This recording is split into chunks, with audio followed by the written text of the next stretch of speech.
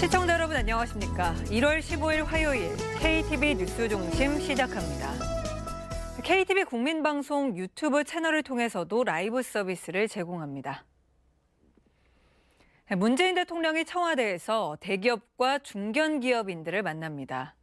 삼성전자와 현대차 등 대기업 총수들이 대거 참석할 예정입니다. 정유림 기자입니다. 지난주 중소벤처기업인 200여 명을 청와대로 초청해 현장의 애로사항을 들은 문재인 대통령. 오늘은 대기업 중견기업인과 대화를 갖습니다. 경제계와의 소통을 통해 경제에 활력을 불어넣고 민간과 정부가 함께 혁신 성장의 기반을 마련하자는 것이 행사의 취지입니다.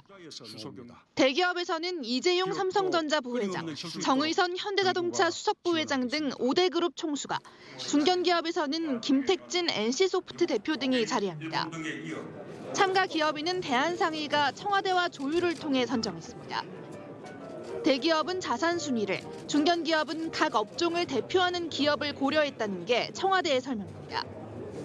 청와대는 일부 대기업에 있어 대한상의가 사회적 여론과 재판 진행 상황 등을 고려해 자체적으로 제외시켰다고 전했습니다.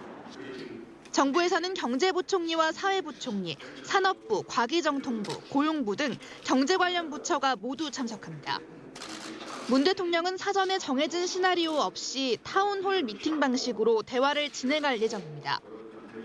현장 기업인의 건의사항에 관련 부처 장관이 직접 답변하고 자유롭게 논의할 계획입니다.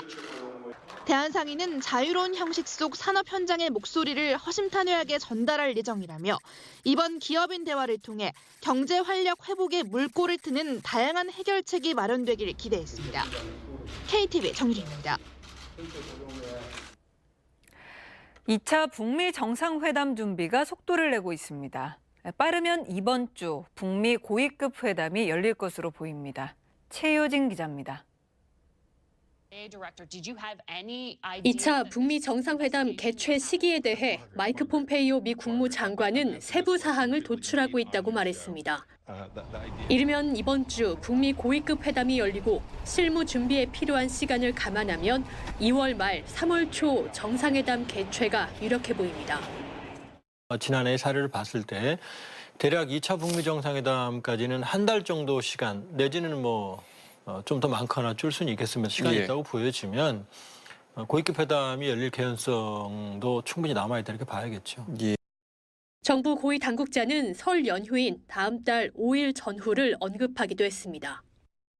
개최지로는 베트남이 꼽힙니다. 일본 매체들은 트럼프 대통령이 다음 달 베트남에서 회담을 열자고 북한에 제안했다며 잇따라 보도했습니다. 실제 베트남은 김정은 위원장의 전용기로 이동할 수 있는 거리입니다. 사회주의 국가지만 개혁 개방 정책을 적극 펼쳐 북미 간 중립지대에 있다는 평가입니다. 특히 북한 대사관이 있는 하노이가 적합하다는 관측입니다. 가장 중요한 회담 의제는 비핵화 협상입니다. 영변 핵시설 폐기와 핵리스트 신고, 이에 대한 대북 제재 완화나 북미 연락사무소 설치, 종전선언 등을 어떻게 조합할지가 관건입니다. 특히 북한이 신년사에 밝힌 개성공단과 금강산 관광 재개, 제재 예외가 협상 카드로 떠오를 가능성도 있습니다. KTV 최효진입니다.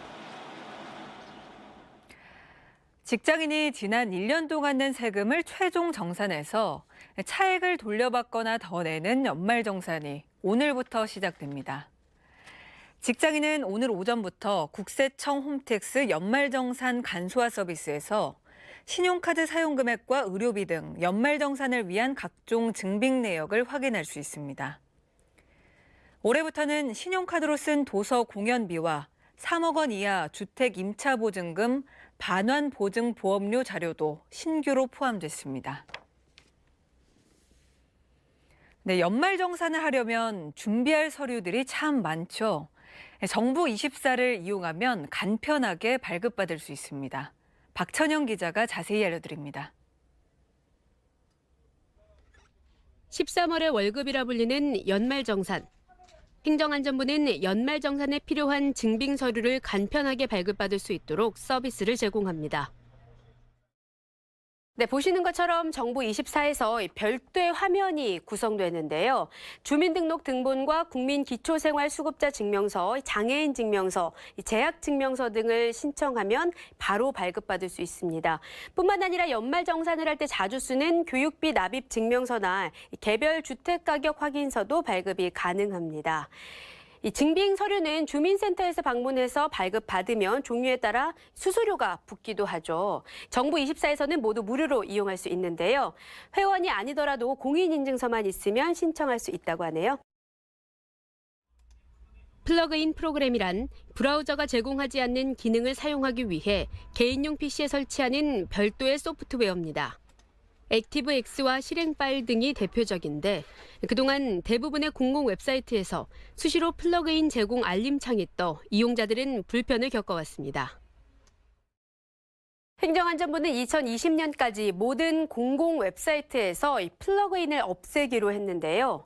우선 당장 이번 연말정산 간소화 서비스부터 이 부가 프로그램 설치 없이도 이용이 가능하도록 바뀝니다. 이외에도 정부 24와 국민건강보험 대표 홈페이지, 인터넷 우체국, 보건복지부의 임신육아 종합포털과 복지로 등 22개 웹사이트의 플러그인 제거가 올 상반기에 마무리될 예정입니다. 보다 편리하게 공공 웹사이트 이용이 가능해지겠네요. 고용노동부가 명절을 앞두고 취약계층 노동자의 소득 보호를 위해 임금체불 예방 집중 지도 기간을 운영합니다. 다음 달 1일까지 총 3주간 임금체불이 발생했던 사업장이나 사회보험료 체납 사업장 등을 사전 점검하고 체불 청산 기동반을 운영해 필요한 경우 바로 현장에 출동한다는 방침입니다. 이와 함께 일시적인 경영난으로 체불이 발생한 사업주를 위해 융자제도의 이자율을 각각 1%포인트 낮춰주고 체불 노동자의 생활 안정을 위해 생계비 융자제도 이자율도 1%포인트 한시적으로 인하합니다. 내일 배움 카드라고 들어보셨나요? 취업을 원하는 구직자에게 훈련비를 지원하는 제도로 실업자용과 재직자용 두 가지가 있습니다. 올해부터는 재직자용의 대상이 확대되는데요. 기존에는 고용보험에 가입돼 있어야만 대상이 됐지만 고용보험에 가입돼 있지 않은 중소기업 또는 비정규직도 지원받을 수 있게 바뀝니다. 1인당 연 150만 원까지 지원되고 총 10만 명이 혜택을 볼 걸로 기대되는데요. 보다 자세한 내용은 고용노동부 직업훈련 포털을 통해 확인하실 수 있습니다. 지금까지 알아두면 유용한 정책 전해드렸습니다.